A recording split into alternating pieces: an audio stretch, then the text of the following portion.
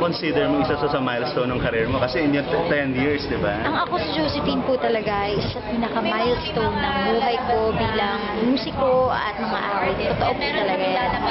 Excited na ako September 8 to see it at syempre makasama yung mga taong sumusuporta sa akin at sumusuporta sa theater na mapanood ang musical na to.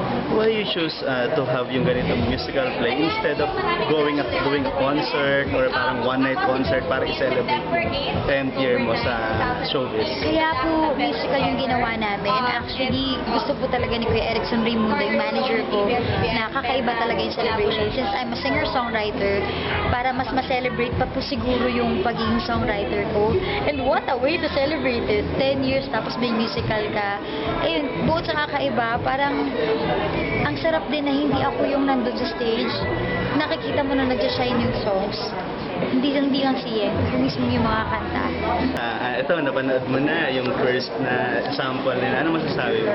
Wala akong iyak ng iyak kanina napanood ko yung parang pasample nila sa atin dito sa may press con ng mga mangyayari sa actual na ako si Josephine the musical. Ay, grabe, sobrang blown away ako. Ang ganda-ganda ng areglo ng Jeepney Love Story. At yun pa lang yung nakikita ko.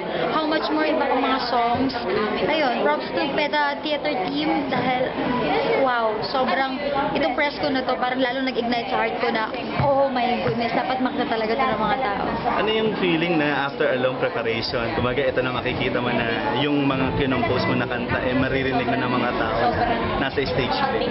Excited na po talaga ako na makita ito ng mga tao. Alam niyo po yung parang jet? Di ba pag yung jet, pag lilipad na, parang nagsishake.